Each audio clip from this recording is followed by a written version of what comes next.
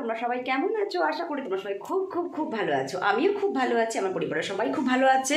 আর তোমরা সবাই খুব ভালো থেকো, সুস্থ থেকো। আর আজকে সারাদিনটা আমি কি করব সেটা আমি নিজেও জানি না। তবে প্রচণ্ড গরম তো, মানে একদমই ভালো লাগছে না। দেখছো তো কী অবস্থা হচ্ছে।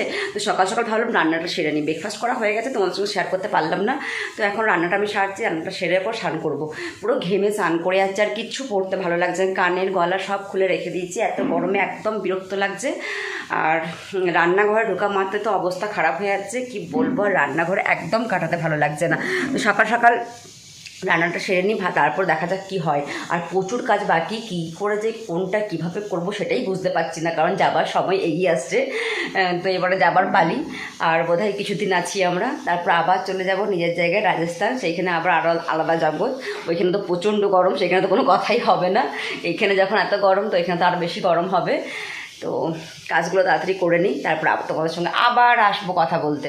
তারপরে কাজ শুরু হয়ে গেছে। তো সবজি কাটা আমার হয়ে গেছে, যেগুলো মেন মেন সবগুলো সেগুলো আমি বটিনে কেটে নিয়েছি। আর যেগুলো পেঁয়াজ কুচি, লঙ্কা কুচি, টমেটো কুচি, সেগুলো ভাবলাম চাকু দিয়ে কাটি। কারণ বারবার ওঠা বসা করতে আমার বিরক্ত লাগছে, আর এত ঘাম দিচ্ছে যে বলার নেই। তো যেগুলো সবজি কাটা আমি বটিনে কেটে নিয়েছি, আর এগুলো আমি চাকু দিয়ে কাটছি। সেলফটা আমি পরিষ্কার করে নিয়েছি, আরেকবার এখন আবার মুছে নিলাম, মুছে পর সবজি কাটা আরম্ভ করে দিলাম। চপার বোর্ড আছে, কিন্তু চপার বোর্ড থেকে আমার সেলফের ওপর কাটতে বেশি ভালো লাগে আর কমফোর্টেবল ফিল হয়। তো আমি 3 দিকে রান্না বসিয়ে দিয়েছি, ফটাফট করে রান্না করে নেবো। আমার মেয়ের এদিকে পুজোও হয়ে গেল। মেয়ে পুজো করে আমার গোপালের সোনার জন্য প্রসাদ নিয়ে চলে এসছে। দেখো প্রসাদ খেয়ে নিই। আর সামনেবার দিদি বললো, দেখো তোমার জন্য দই বসেছি, দইটা খেয়ে দেখো কেমন হয়েছে। মিষ্টি দই, সেটা আমি খাই, তোমরা দেখতে থাকো আমাকে।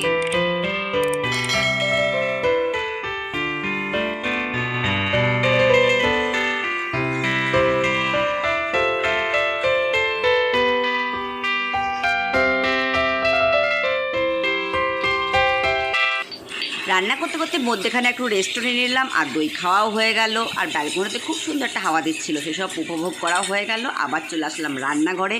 রান্না আবার শুরু হয়ে গেছে জোর কদমে। রান্নার কখনো শেষ নেই। মেয়েদের সত্যি কাজে কখনো শেষ থাকে বলো? কখনো শেষ নেই। গরম হোক, রোদ হোক, বৃষ্টি হোক, জ্বালা হোক, যতই যা হোক, শরীর খারাপ হোক, রান্নার কোনো দিনও শেষ নেই।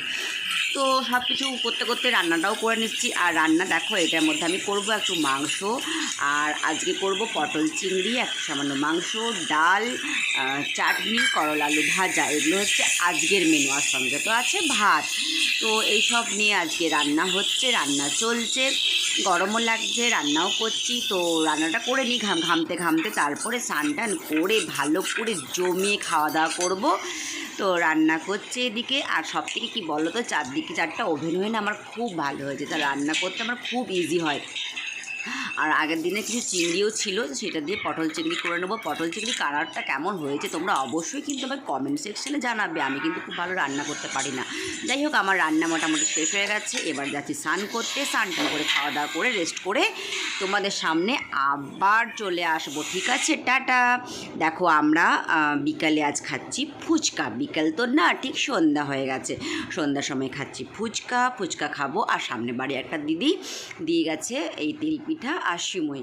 তো এইসব খেয়েই ভাবছি রাতটা কাটিয়ে দেবো, কারণ খেতে ইচ্ছে একদমই করছে না। তো বন্ধুরা, তোমরা সবাই ভালো থেকো, সুস্থ থেকো। এখনকার জন্য টাটা।